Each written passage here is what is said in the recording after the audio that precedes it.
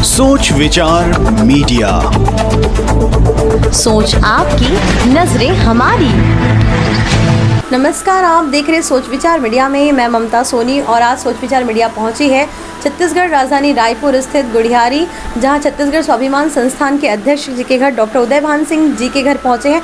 यहां पर हम आपको प्रतिदिन एक ऐसी नारी शक्ति से परिचय कराते जा रहे हैं और हमारा जो उद्देश्य है स्वाभिमान संस्थान और सोच विचार का, जो जल जंगल ज़मीन को संरक्षण करना और इनको जो संरक्षित करती है, जो घर को संरक्षित करती है, वो है नारी। और नारी को जो शक्त करता है, उस लक्ष्मी को, उस दुर्गा के रूप को जो पहचानती है और जो उनको वाकई सशक्तिकरण का न्याय दिलाती है कि आप में वो शक्ति है, तो वो शक्ति की दाता आज हमारे पास बैठी हुई है। तो चलिए ज़्यादा बात ना करते हुए हम उदयभान सिंह जी से जानते हैं कि आज के मेहमान कौन है और उनका उद्देश्य क्या है। नमस्कार, सेवा जोहार। अभी आप लोगों से जिस शख्सियत से मैं नारी शख्सियत से परिचय कराने जा रहा हूँ, वो शख्सियत जो कि हमारे छत्तीसगढ़ के रायगढ़ जिला से जुड़ी हुई हैं, रायगढ़ जिला चांपा जहांगीर में।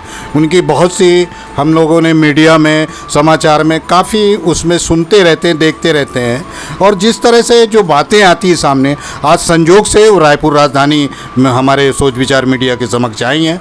हम उन्हीं से सीधा गोट बात करेंगे, चर्चा करेंगे कि जो नारी सशक्तिकरण का सबल जो बात कही गई, अबला नहीं, अब नारी जो है सबल हो चुकी है, उस सबलता के लिए क्या क्या कार्य कर रही हैं छत्तीसगढ़ में और कैसे वो सबल बना रही हैं, इन्हीं विषय पर हम उनसे चर्चा करेंगे। और जो कि आज जो हमारा छत्तीसगढ़ स्वाभिमान संस्थान है, जेला हमन कैथन कि सृष्टि के निर्माता हमन नारी है और सृष्टि उनके हाथ में रहेगा तो घर परिवार सबलता रहेगी। और सारा जो हम बात रख रहे हैं प्रकृति का, जो संरक्षण का, संवर्धन का, इन सारी बातों पे हम आप उनसे बातचीत करेंगे आज की, क्योंकि रायगढ़ से वो यहाँ बाई उसमें आई हैं और इसी बात को रखने के लिए, क्योंकि उनको अस्वस्थ होने के बावजूद भी आज वह अपनी बात हमारे बीच रख रही हैं।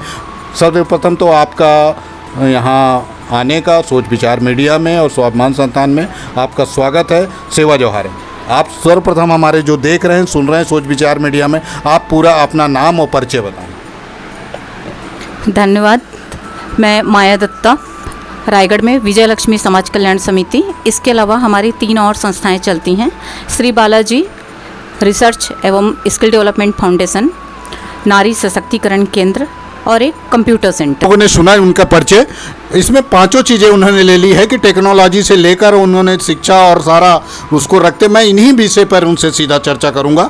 और सीधा मेरा पहला सवाल है कि आप जो नारी सशक्ति के लिए जो होता है स्वावलंबन के लिए, वो स्वावलंबन के तहत आप कौन कौन सी योजनाएं को संचालित कर रही हैं, नारियों को प्रेरणा दे? नारी सशक्तिकरण में हमने सबसे पहले फोकस किया कि महिला कब सशक्त बनती है।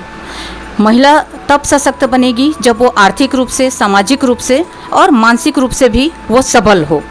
आर्थिक रूप से सशक्त जब वो खुद अपने हाथों से, अपनी मेहनत से जब वो पैसे कमाती हैं तो उसको लगता है कि हाँ, मैं सक्षम हूँ, मैं सेल्फ डिपेंड हूँ।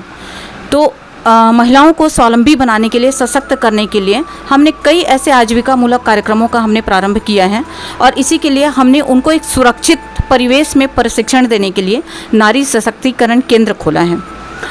उक्त हमारे इस केंद्र में महिलाओं को हर प्रकार का प्रशिक्षण दिया जाता है, जैसे बैग निर्माण का प्रशिक्षण है, मशरूम कल्टीवेशन है, beauty parlour, naturopathy, computer training, food processing, ऐसे लगभग 11 से लगभग 22 ट्रेनिंग में 22 विषयों में हम लोग प्रशिक्षण देते हैं। कई प्रकार की महिलाएं इसमें ट्रेनिंग लेने के लिए आती हैं, कुछ ग्रामीण क्षेत्र से, कुछ शहरी क्षेत्र से।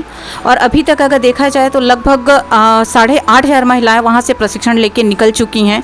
वर्ष 2011 से अभी तक लगभग 8,500 महिलाएं ट्रेनिंग लेके निकल चुकी हैं। और सबसे खुशी की बात है कि उनमें से कई महिलाओं ने इसको आजीविका के रूप में अपना भी लिया है। ये हमारे लिए बहुत अच्छी बात है। आपने बहुत अच्छी बात कही कि कौशल प्रशिक्षण जो होता है उनको निखारने का काम आप कर रही हैं। ये अपने आप में अनुकरणीय है और हमारी छत्तीसगढ़ की नारी को मातृशक्ति बहनों को, बेटियों को जो आप कौशल प्रशिक्षण दे रही हैं, ये अपने आप में स्वावलंबन बने। मैं इसी को आगे ले जाते कि कौशल प्रशिक्षण के बाद जो उनको आर्थिक जरूरत होती है, वो आर्थिक धन कहाँ से व्यवस्था करती हैं, बैंक से लोन देती हैं, कैसे करती हैं, इसके बारे में बताएं। देखिए, हमारे पास गवर्नमेंट के द्वारा बहुत सारी ऐसी योजनाएं संचालित हैं, कई विभागों में ऐसी योजनाएं हैं। कई बार तो ये योजनाएं हितग्राहियों तक पहुंच भी नहीं पाती हैं। इसका मेन कारण रहता है जागरूकता का अभाव। तो ऐसे हम लोग कई गाँव में विभिन्न प्रकार के कैंप करते हैं। आपकी महिला बाल विकास के द्वारा सक्षम योजना है, जिसमें विधवा परित्यक्ता लोगों को लोन राशि दी जाती है। ऐसे ही नगर निगम के द्वारा भी लोन राशि दी जाती है। और हम विजय लक्ष्मी समाज कल्याण समिति के द्वारा नाबार्ड फाइनेंशियल सर्विस लिमिटेड के द्वारा हमने वहाँ से संबद्धता हासिल किया है। और वहाँ से हम घर बैठे स्व सहायता समूह की महिलाओं को लगभग उनकी सामर्थ्य के आधार पर और उनकी जीविका के आधार पर 3 लाख से 5 लाख तक का लोन हम घर बैठे उनको हम प्रदान करते हैं। घर बैठे उनको लोन दिया जाता है ताकि उन लोग आपस में मिलकर कुछ काम कर सकें और स्वरोजगार को आगे बढ़ा सकें। और शासन और ये जो सेतु का काम आप कर रही हैं, नारियों को जोड़कर और प्रशासन की और शासन की योजनाओं का लाभ उन तक पहुंचाने का, ये आपका अनुकरणीय काम है। सरकार इसीलिए बनती है, जो भी योजनाएं जनहित के लिए बनती हैं, वो जनहित योजनाओं को लेकर आप आगे बढ़ रही हैं। और एक बात और अच्छी आप बात कही है कि मैं अभी तक 2011 से लेकर 2021 तक मैंने 8,500 लोगों को इसमें प्रशिक्षण दिया है। कुछ लोगों ने अपना अपना रोजगार भी चालू कर दिया है। इसी बात को लेते हो कि जैसे हमारे गांव देहात होता है, जैसे मैंने कुछ आपके क्लिप्स देखे हैं फॉरेस्ट और पुलिस वालों के साथ, और ख़ास करके जिला प्रशासन, ये जो तीनों का तालमेल अलग अलग रहता है। फॉरेस्ट का काम अलग रहता है, जिला प्रशासन का अलग रहता है, पुलिस, ये तीनों के साथ आप एनजीओ का जो काम करती हैं, ये किस तरह से तालमेल मिलाकर आप शासन को और लोगों को मोबिलाइज करती हैं, इसके बारे में बताएं। देखिए, अगर आप एक महिला को पूरी तरीके से सक्षम करना चाहते हैं, सशक्त करना चाहते हैं, तो जैसे मैंने आपसे प्रारंभ में ही कहा था कि महिला को आर्थिक रूप से, सामाजिक रूप से और मानसिक रूप से, तीनों से उसको पूरी तरीके से सजग रहना है। तो इसी के अंतर्गत हम क्या करते हैं, उनको महिला अधिकारों की जानकारी देने के लिए, स्वास्थ्य संबंधित जानकारी देने के लिए हम विभिन्न गाँव में कई प्रकार के छोटे छोटे कैंप करते हैं। जैसे विधिक जागरूकता कैंप होता है, उसमें कई बार हम हमारे जज महोदय को भी बुला चुके हैं, कई प्रकार के वकीलों को हम बुलाते हैं उस कैंप में। विभिन्न प्रकार के महिला अधिकारों की हम उनको जानकारी देते हैं। इसी प्रकार से पुलिस विभाग से भी हम कई बार हम माननीय हमारे पुलिस विभाग से उनको भी बुला चुके हैं, और उनके द्वारा भी इनको कई प्रकार के जो क्राइम होते हैं, महिलाओं के खिलाफ जो महिलाओं के साथ जो अपराध होते हैं, इन लोग कहाँ जाएं, कैसे अपनी जानकारी वो दें, तो इसके लिए भी हम कई प्रकार के कैंप करते हैं और उनकी भी हम सहायता लेते हैं। तो इन तीनों के ही सहयोग से हमारी महिलाएं आज पूरी तरीके से जागरूक हैं, सजग हैं और हर प्रकार के क्षेत्र में अपना वर्चस्व बना रही हैं। चलिए, बहुत अच्छी बात कही कि हम इनकी जानकारियां कैंप के माध्यम से, कानूनी व्यवस्था क्या है और उसकी दंडाधिकारी और हमारी आत्मरक्षा की क्या बात होती है, ये सारी बातों की जानकारियां हम जो ज्ञाता लोग हैं, विधि के जानकार लोग हैं, और जो उनके बीच में रखकर वो सारी चीज़ें जानकारी देते हैं। बहुत अच्छी बात है, बहुत अच्छा आपका पहल है। अब इसी को हम और आगे ले जाता हूँ मैं इस बात को, जहाँ तक जो रायगढ़ हमारा इंडस्ट्रियल एरिया से प्रभावित है, काफ़ी उद्योग नगरी भी कही जाए, भिलाई, रायगढ़ और ये जो हमारे रायपुर, इस तरह से एक उद्योग नगरी कहलाती है रायगढ़।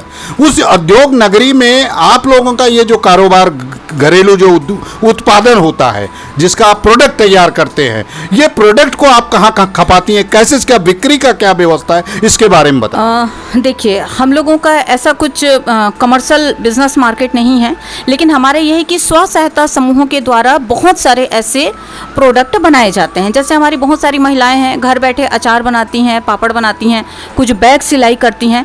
तो हमने क्या किया है, ऐसे सभी महिलाओं का, जैसे रायगढ़ का तमनार क्षेत्र है, खरसिया क्षेत्र है, ब्लॉक हैं अलग अलग, तो हमने वहाँ की महिलाओं का व्हाट्सएप में ग्रुप बना दिया है।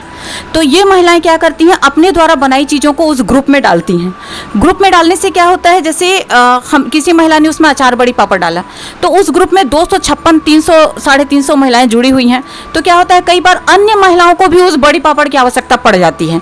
तो हमारे आधे से ज़्यादा प्रोडक्ट तो हमारी महिलाओं के बीच में ही खपत हो जाते हैं, क्योंकि हमने स्वयं के द्वारा जो समूह बनाए हैं, तो हमारे रायगढ़ जिले में, जांजगीर चांपा जिले में लगभग नहीं में 12-15 हज़ार हमारी महिलाओं का ग्रुप है, जो हमने स्वयं से सेल्फ हेल्प ग्रुप, स्व सहायता समूह बनाए हैं। इसके अलावा हम लोग बीच बीच में एग्जीबिशन लगते हैं, प्रदर्शनी लगाते हैं।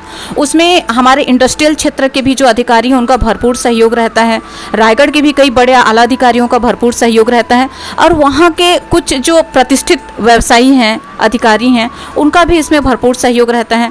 वो महिलाओं को रॉ मटेरियल भी देते हैं बनाने के लिए, और उनकी बनाई हुई चीज़ों को फिर वो बिक्री से लेके उनको मुनाफा देने तक में सभी में भरपूर सहयोग करते हैं। हम जहाँ तक आपने रायगढ़ के कॉरपोरेट के लोगों की बात कही कि उद्योग नगरियों के भी हम सलाह मुशावरा करते हैं, उन लोगों से कैसे क्या हुआ, जो प्रोडक्ट जो कच्चा मटेरियल होता है उससे प्राप्त करते हैं और इस तरह से आगे बढ़ते हैं और स्वावलंबन की ओर चल रहे हैं। एक बहुत बात आती है अक्सर करके, जो नारियों पे खास करके ये बात लागू होती है कि आधी आबादी जो है हमारी सृष्टि में या जनसंख्या में आधी आबादी, तो इस आधी आबादी नारी शक्ति के सम्मान में आप किस जगह पाती हैं, आपके विचार से, आपकी सोच से किस उसमें कहाँ तक पहुँची हैं, इस बारे में बताएं। आज आप 15,000 12,000 का एक ग्रुप कह रही हैं, तो कल को एक सशक्तिकरण का, एकता का जो सूत्र होता है, ताकत की जो लाठी होती है, क्या यह लाठी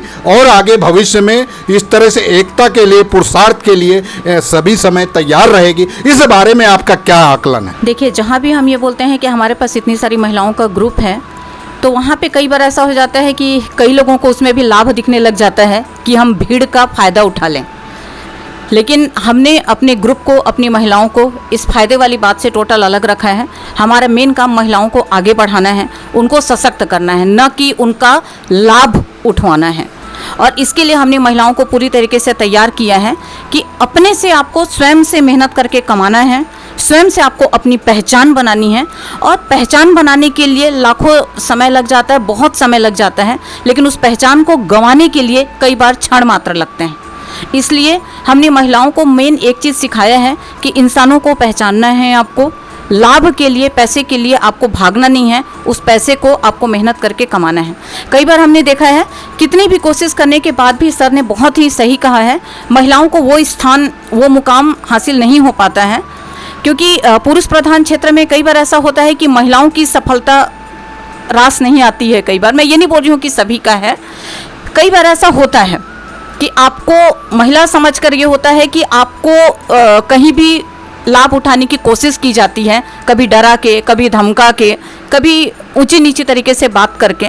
लेकिन मेरा ये मानना है कि यदि आप स्वयं में सक्षम हैं, यदि आप स्वयं में स्पष्ट हैं कि आपको क्या करना है, कैसे करना है और किन लोगों के साथ आपको काम करना है, तो कोई भी आपका फिर लाभ नहीं उठा पाएगा, कोई भी आपका दुरुपयोग या आपको अन्य प्रयोजन आपके पास नहीं रख। कि राजनीति के शिकार मत हों, भीड़ इसलिए हम नहीं दिखाना चाहते कि जो राजनीति का हरकंडा हमारा संगठन ग्रुप ना बने, उस बात पर आपने अवगत कराया है। चलो, हम इस बात का भी अमल करते हैं। साथ में इसमें एक सवाल ये खड़ा होता है कि जब इतनी चेतना, इतनी सबलता आ रही, तो सत्ता के जो गलियारे में होता है, न्याय कहाँ से होता है? जब न्याय के दरवाजे में आप पहुँचेंगे तब अपने आप को न्याय दिला पाएंगे, जब उस सत्ता के गलियारे में आप पहुँचेंगे तब आप अधिकार दिला पाएंगे। तो क्या इस पर भी आप नारियों को सचेत करती हैं कि जैसे छोटे छोटे प्रतिनिधित्व की बात आती है, एक पार्षद से सरपंच के, क्योंकि जब इतना बड़ा चला रहे हैं, जब वहाँ बात आती है, तो क्या इस पर भी आप लोगों की विचार मंत्रणा होती है? जी बिल्कुल होता है, बिल्कुल होता है। लेकिन अंतर ये होता है कि एक बहुत पुरानी एक कहावत थी कि एक व्यक्ति पहाड़ी नहीं चढ़ पाता है, एक व्यक्ति अपनी बात को नहीं रख पाता है। और इसलिए हमने समूह का गठन किया है कि किसी पार्षद, किसी व्यक्ति या कहीं भी यदि आपको न्याय मांगने जाना है, और एक व्यक्ति जब वहाँ पे जाके चिल्लाता है तो कई बार उसकी सुनवाई नहीं होती है, लेकिन वहीं पर जब 10 व्यक्ति खड़े हो जाते हैं तो उनकी बात एक गूंज, एक शोर में बदल जाती है, और वो निश्चित रूप से सब जगह वो शोर गूंज उठता है और उसकी आवाज़ कई जगह पे फिर पहुंचती है। इसलिए हमारे ये है, जैसे कहा जाता है एकता में ही बल है, तो वही है। हमने इसलिए एक एक महिलाओं को मिलाकर समूह का गठन किया है कि समूह में ही आपकी शक्ति है। आप जब भी न्याय मांगने जाएं, अपना अधिकार मांगने जाएं, तो इस समूह में ही आप जाएं। हम इसलिए महिलाओं के और भी कई प्रकार के हम अभी काम कर रहे हैं। स्वास्थ्य के क्षेत्र में भी हमने अभी कई प्रकार के काम किए हैं, सिकल सेल से लेके एड्स जागरूकता, टीबी और ऐसे कई बीमारियों के लिए हम महिलाओं को जागरूक कर रहे हैं, महिला अधिकारों के लिए जागरूक कर रहे हैं, मार्शल आर्ट से लेके हर प्रकार का उनको प्रशिक्षण दे रहे हैं। और हमारी कोशिश यही है कि महिलाएं हर क्षेत्र में कहीं पर भी अपने आप को पीछे ना महसूस करें। कि आत्मरक्षा कैसे की जाए, इस पर जो मार्शल आर्ट की बात कही है। और दूसरी बात जो आपने कहा है कि एकता का स्वर जो होता है, जब कोई एक आदमी चिल्लाएगा तो उसकी आवाज़ दब जाती है, और जब 10 लोग बोलेंगे तो सुनने पर वो मजबूर होते हैं। इस तरह से एकता की आवाज़ और साथ में आप आत्मरक्षा की ये भी कार्य आप करवा रही हैं, कर रही हैं। इसके लिए हमारी अग्रिम बधाइयाँ हैं आपको। देखिए, कई बार एक सफल महिला या एक सक्षम महिला का जब नाम होता है तो कई बार लोगों को ऐसा लगता है कि नहीं, ये घर परिवार से दूर है, ये काम करती है माने इसका कोई परिवार नहीं है, कोई बच्चा नहीं है, पति नहीं है, और ये महिला केवल बाहर का काम करती है इसलिए यह सफल है। लेकिन ऐसा नहीं है। सफलता सभी के साथ मिलकर आती है। आपका घर, आपका परिवार, आपके बड़े बुजुर्ग, इन सभी के स्नेह से, आशीर्वाद है से और इनके मार्गदर्शन से आप आगे बढ़ सकते हैं। लेकिन कई बार ऐसा होता है कि जब एक महिला अपने घर की चारदीवारी से बाहर निकलकर कुछ करना चाहती है तो सबसे पहले उसको अपने घर वालों को ही विश्वास दिलाना पड़ता है कि हाँ, मैं कर सकती हूँ, मैं समाज के दायरे में रहकर मैं अपनी पहचान बना सकती हूँ।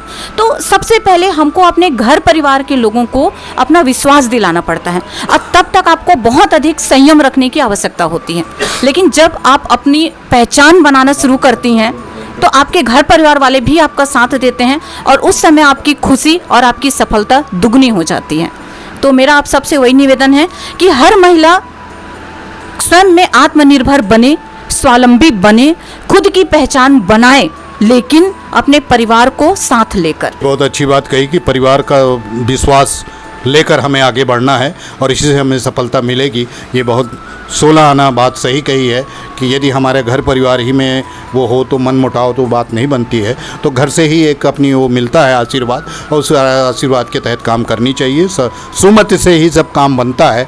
अब मैं अंतिम, क्योंकि माया दत्ता है, माया की नगरी है और दत्ता साथ में जुड़ा हो, और माया दत्ता के साथ ये जब सरनेम तथा से गुणा अस्ति, जैसा नाम वैसा गुण, वो अभी आज की चर्चा में आया है। तो मैं चाहता हूँ इसको बिना संगीत के सुना रहता है, बिना संगीत के सुना रहता है। इन लोग क्या करते हैं, जब महिलाएं इकट्ठा होती हैं, समूह होता है, तो एक गीत करवाती हैं और उसको सबको साइलेंट करती हैं और उसके बाद अपनी चर्चा चालू करती हैं। तो ऐसी कुछ इनके चलन है, प्रचलन है। मैं चाहता हूँ जो भी इन लोगों का है उस समूह में, वो उसके एक आध दो कड़ियाँ शुरू कर दे, तो महिलाओं को जो बांधने का समय है वो कैसे बांधती हैं, इस बारे में आखिरी हमारे उन लोगों को बताएं। नृत्य सीखा है मैं, कई प्रकार का मैंने डांस परफॉर्मेंस सीखा है, अपने समय में मैंने किया भी है। कुछ अस्वस्थता के कारण मैं काफ़ी समय से सबसे दूर हूँ, लेकिन महिलाओं को कई बार बांधने के लिए बहुत सारी चीज़ें हम लोग उनको सिखाते हैं, बहुत सारी चीज़ें उपयोग भी करते हैं। एक गाना है मेरे दिमाग में, और ये मेरे को लगता है कि महिलाओं को पूरी तरीके से, ये महिलाओं के ऊपर जमता है, स्वागत होता है। कोमल है कमजोर नहीं तू, शक्ति का नाम ही नारी है। कोमल है कमजोर नहीं तू, शक्ति का नाम ही नारी है। जग को जीवन देने वाली मौत भी तुझसे हारी है।